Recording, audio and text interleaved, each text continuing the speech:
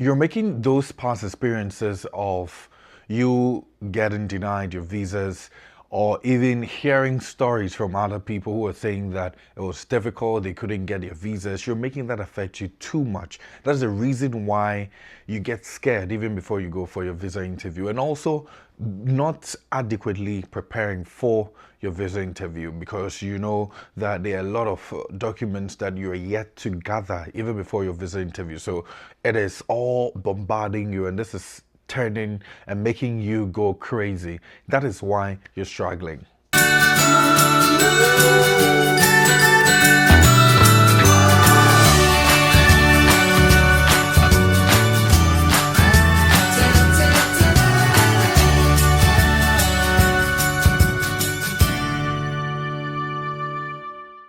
Hey there, welcome to my YouTube channel again. If it is your very first time joining me here, well, I say welcome and be a part of a family by subscribing and also sharing with people you know obviously need this information and it is going to impact them very well. Welcome again to my space. My name is Kweku Diamante. You can call me K. My job here is simple.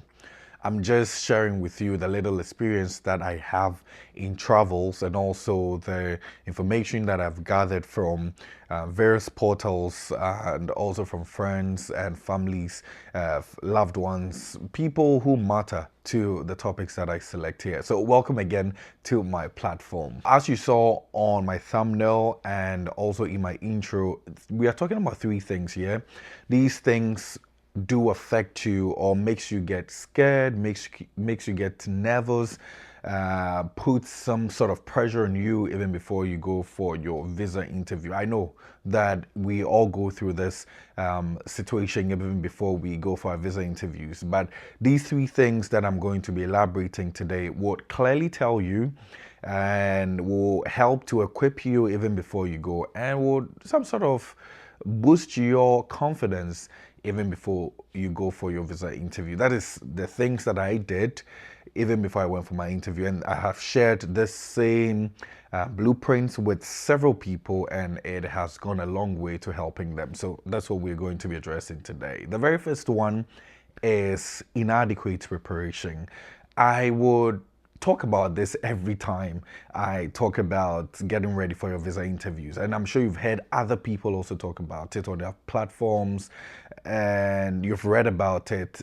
Listen, preparation, yeah, is very important. No matter what you do, no matter the things that you're getting into, you need to prepare. Even with this video that I put out there, I prepare. I have to jot down things, go through it even before I come to sit here. So it's not just you improvising and also saying that because you are a very good public speaker, you think you can maneuver your way through this visa interview. So I'm sure you've heard of people say, oh, this guy, he knows how to talk, that's why his visa interview went smoothly. That is not the truth.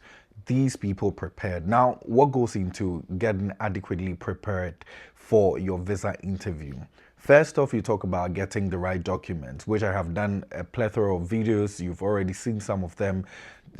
Your documents pertaining to the kind of visa category that you're applying to, you know the kind of documents that you need. So if it's an F1 visa, which means that you're going for academic purposes, you know with the documents you need to get. You need to get your I-20 ready. You need to get your admission letter from the school. You need to, if it requires of you to have paid a deposit of your school fees, you may have done that already. You need, I mean, the basic things that you know you need. If it's a green card, you want a DV lottery, you know that you may have done your screening, you may have provision of your education certificate or skill certificate, amongst other things. If it is a B1, B2 visa, which means you're traveling to, I mean, for tourism and also for visits.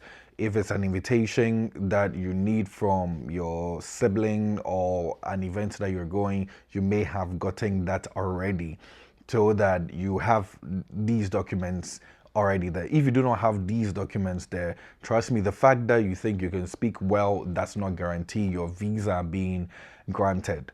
So you've got to get all these things down. Aside that, what goes into preparations would also be even watching videos like you're watching now, because remember that people have gone through the processes before.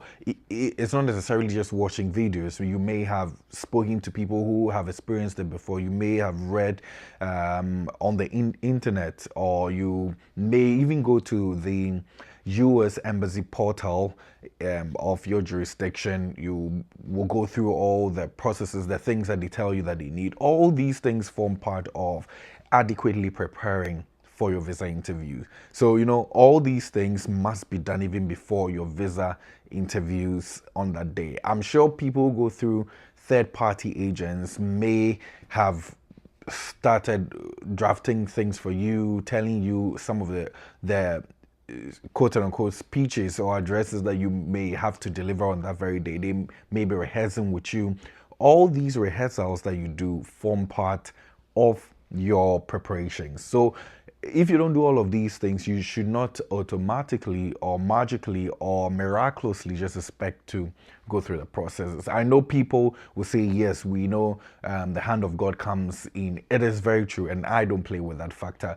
But I'm saying that in as much as you have that, and even with that, it's one of the preparations, because you got to pray. If you're Christian, if you're a Muslim, you've got to pray to a traditional, anything that you are, a Buddhist, you've got to at least tell the deity or your creator that you think is going to give you favor on that very day. So you have to get all these things underway even before you go in on that day for your visa interview. So all these things will culminate into adequate preparation. So if you do not have adequate preparation, of course you are going to be scared, because maybe you've not gone through sample questions already, so you don't know what is going to appear when you go for your visa interview. So you are so confused, you are tensed, you are pressured, and your level of pressure, I mean, is out of this world, because you are nervous. You don't know what is going to be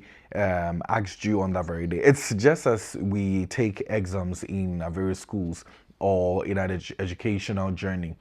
If you have not read, you know clearly that you might fail, and you know that pressure that comes on you, and so you want to find other ways of passing that test. And so some people would want to go in to the examination hall with foreign materials, things that it's not supposed to be done. And that's the same thing that applies to you getting ready for your visa interview. So the first thing is inadequate preparations. If you do not have this preparation down, trust me, it's going to be a hell of a time on that day.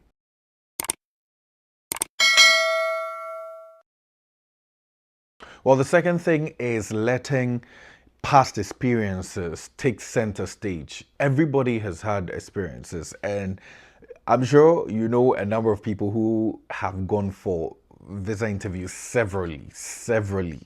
And so they have gone, maybe this is their very third time they're going for the visa interviews. And so they have past experiences which didn't go well, obviously. That's why they didn't get their visas. We've all gone through that before. Well, for me, it was like a one-time thing, fortunately for me. But that is for me traveling to the States. But I had tried traveling to the UK before for another reason, and that did not go well. That is a past experience that could alter my confidence, that could make me feel it's not possible because I did this, which I thought was the best thing I had done, but it didn't go well with me. So that is some of the past experiences. So even if it's your very first time, it's some sort of experience that maybe you have gathered. Maybe everybody has experience with traveling. You may have traveled, you may have tried it in several occasions and it didn't go well.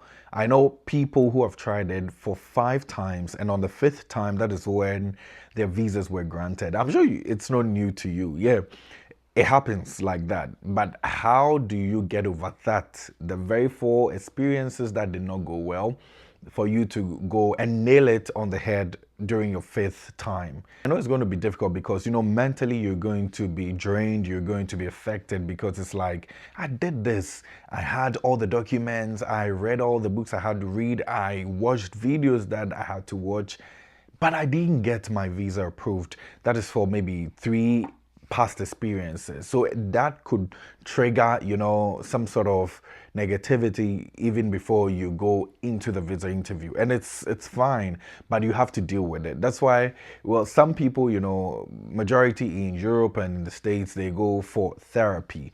If you find yourself in Africa, getting therapy would be so hard for you to get. But I say that we could do self-therapy. That's self-introspection. What didn't go well? The sheet that was provided you with, the excuse that you could not be granted your visa. You can go through it, speak to people who have experience in it. You can share with me, we analyze it, or share with someone who has had similar experiences and may have overcome it, and they will share with you what they did that helped. You get it? So you should be able to do all these things so that that past experience will not affect you. Because trust me, and it's normal, everybody get triggered by a very bad experience. If maybe you sat in a commercial vehicle one time and quote unquote an insane person or a mentally derailed person threaten your life, that trauma is still there. Once you get into a commercial vehicle, that is the first thing that prompts you, so it's that normal for you to go through that, but you still have to overcome it, or else you should sit and not want to try your visa interview again. Because if you're going to let that affect you or take the bigger chunk of your life, then it means that you cannot get your visa approved. So, just make sure that all that past experience, you're trying to make it become the better one for you. So like how I told you, I got denied a visa into one European country. That was months before I traveled to the States. And it was a big thing for me because I was like, with that, I did everything. But what I did was that I had a friend who sat me down because he had been helping people out, in terms of filing for the visas and all of that, because he had wider knowledge about it. So he sat me down and he was like, well, this is the excuse that they gave us. Let us analyze it and see the best way to go. And so we analyzed it ourselves, and we saw the shortfalls of it. We saw the loopholes that we're in, and we're able to correct them going into this kind of interview that I went into. So it's best for you to overcome your past experience, because if you still let that linger on, it's going to be tough. It will play a very huge role in you not getting your visa. So past experiences, you got to deal with it.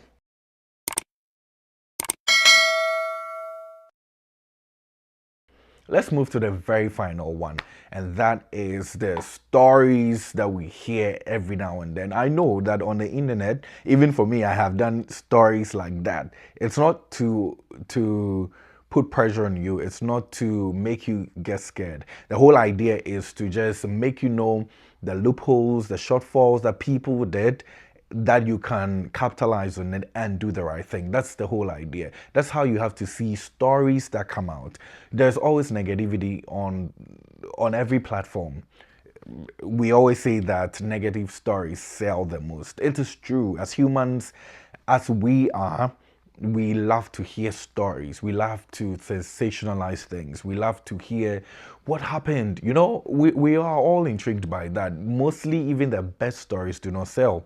Nobody wants to listen to a boring story of you saying that everything's going on well with them. At times, very few people want to do that, but that is how you have to treat it. If you're about to go into a visa interviews, I would recommend that you don't even watch or listen or read stories that said that people failed their visa interviews. I passed, and I told you I'm going to be sharing detailed and step-by-step processes of what transpired during my visa interview, so that you can, also take some sort of motivation from it. But I see people post such videos on Instagram, on all the social media platforms. I would say that you should be watching those ones, key into those people's stories, you, especially if it aligns or resonates with you very well, pick those people's stories and make it yours. So um I for me, for instance, yeah, I was very positive, even though I knew it would go south. I mean, it's normal. But I was very positive that no matter what, I should be able to ace this interview. I didn't know how I was going to do it. But it's like, why should I be looking at people who said they failed and not being putting so much interest into people who said they passed? So instead of listening to those saying that they went for the interview, they did everything right, but they failed, rather listen to people who said they did everything right and they passed, and learn the step-by-step processes that they went through. I think it's as simple as that. Be optimistic, but how do you get that? You know, we say faith cometh by hearing, and for you to even, and that's for Christians, it means if you don't hear, you cannot get that faith that you want to get it. So in general terms, if you want to be optimistic about life, and you are not listening to people who are motivating you. I don't really do motivational people, you know. I just feel it's their stories. But I'd rather listen to that than to listen to people who would discourage me and say that, oh, it's so hard. Even now that we have a new president, it's going to be super hard for you to go through your visa interview. I get people testing me, they're like, do you think it's going to go well for us because there's a new president? I'm like, why won't it go? He has been a president before. The time he was a president, there were people who still came to the US to do their businesses, to tour the US, to school, to visit their family and friends. Nobody is there to restrict you. The whole thing is you have to be there for the right reason. It's as simple as that. And that's what you're trying to convince the interviewer. So please and please again, I am saying that be optimistic about things by listening to people who will preach the good news, who will tell you that it can be done, rather than telling you that it won't work. You get it? So these three things should go a long way to helping you.